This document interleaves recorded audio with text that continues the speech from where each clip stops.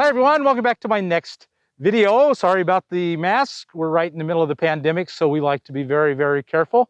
I think you will know who we are. Today we're meeting Lesa, who is, I have at least one or two other videos with Lesa, and this is an update because there have been a lot of changes in your life. And Lesa is one of the most frugal, minimal people I've ever known. So I think we can learn a lot from Lesa. So how are you doing, Lesa? I'm doing well. COVID's been quite an interesting year, eh? It has been a fun 2020. So when we last saw you in the last video, you were in a Honda Passport SUV. So why don't you tell us your journey? We first met in 2011. Yes. And you were a brand new nomad. So how did you get into being a nomad, and broad outline of what's happened since? So first time I lived in a van was in 1978, but I didn't know about van dwelling as a thing. It was my solution, creative solution, to an ex-husband who didn't like to pay rent and he wouldn't deal with the landlord. And I remembered that the hippies did those things, so it was just something we could do. Went from there to a lot of traveling and different stages of what other people call homelessness. But I always figured a creative way to make it not look like I was homeless, per se. You did some videos with me that I think were titled How to Live on $250 a Month. That was, at the time, that was my living expenses, not my income. And I was in sorry guys, but I was in a Honda Passport and got very comfortable in that car. I had Van Tucket before that. Van Tucket was a regular 97 Chevy G20. It was too expensive for my income. My emergency fund didn't fit the vehicle. I kept trying to make it work, and I just was drowning in the repair costs on that vehicle. And then the Honda Passport came to me and I got really comfortable. One of the things with that vehicle was I learned that I'm a healthier person when I live outside my vehicle. What you found was a smaller vehicle forced you outside, and that made you happier. Healthier and happier. Right. Yes. With the Honda, it was a stick shift and I had a back injury. The doctor said I shouldn't be shifting anymore, so I had to switch to automatics. And through that process is how I ended up with a Jeep Cherokee. I do so well out of SUVs, except when I'm in a crowd. And that's why you see a tent behind me. When I'm in a crowd, I need a little more of a buffer between me and other people, a little more private space. So you just know yourself well enough to know that being in a small space is healthier for you, forces you outside. Yes. And you're also a truly profound minimalist. Would that be a fair statement? Yeah, probably. Yeah. I work at that, yeah. So a tiny space is plenty? Yeah, I have everything I need. Some of the things I've learned about myself over that time is that the consistency and the finding homes for things and then making sure I put them back there. It's the days that I'm not feeling well or something, or, we all have days when we're not our tip top. We might not put the keys back where they belong. Well, then we got to hunt for them. For me, having less stuff frees me up to focus on the stuff I want to focus on. Right. So I don't know anyone who's better with their money and minimalism and living in a small space with Lesa. And we're going to do a whole separate video on that. So this is going to be about her living quarters and the tent. And then we'll do a whole nother separate video to come about budgeting and living very small and very light. Well, why don't we take a look at your home? Okay. All the stuff you have in it. Right. Okay. So just like in my Honda Passport, in this particular car, the seats fold weird.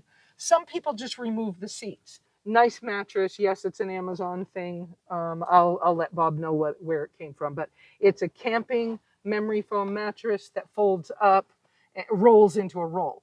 This is, let's see, dirty clothes, clean clothes, kind of the same places they used to be. The bathroom bag, my Lucy string lights. In the pocket, my hammock, a bag that folds into a little pouch that I use for my bathroom bag. It's a rechargeable battery operated fan. I do use it. Sometimes it gets too hot in here.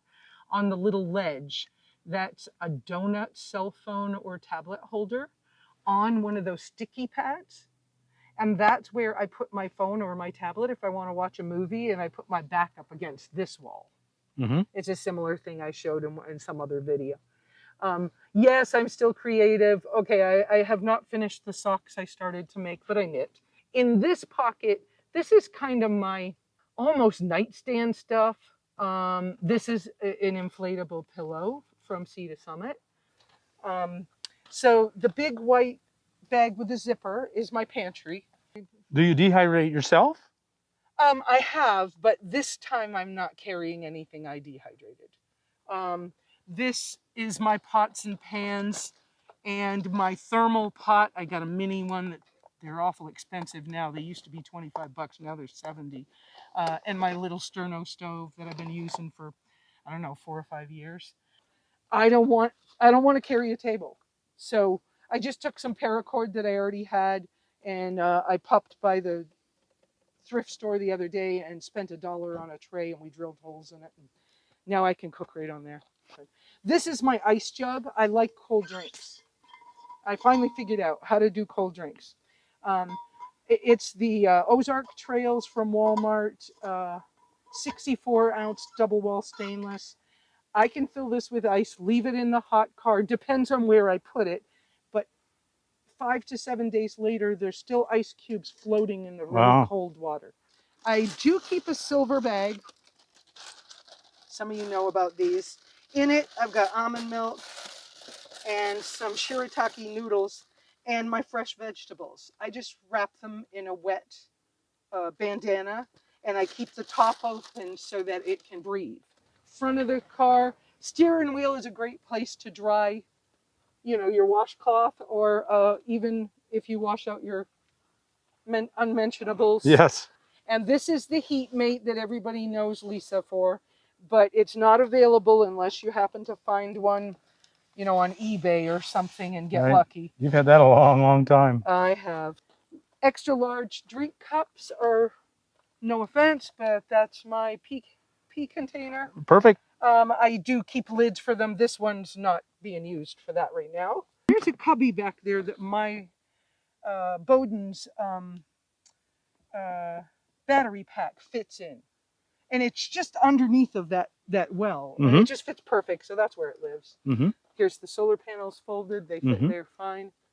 I don't know if you've told us anything about your Jeep. Tell us about this Jeep.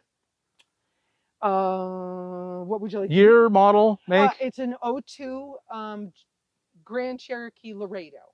Laredos were the lower end models of the Grand Cherokees. So it didn't have bells and whistles.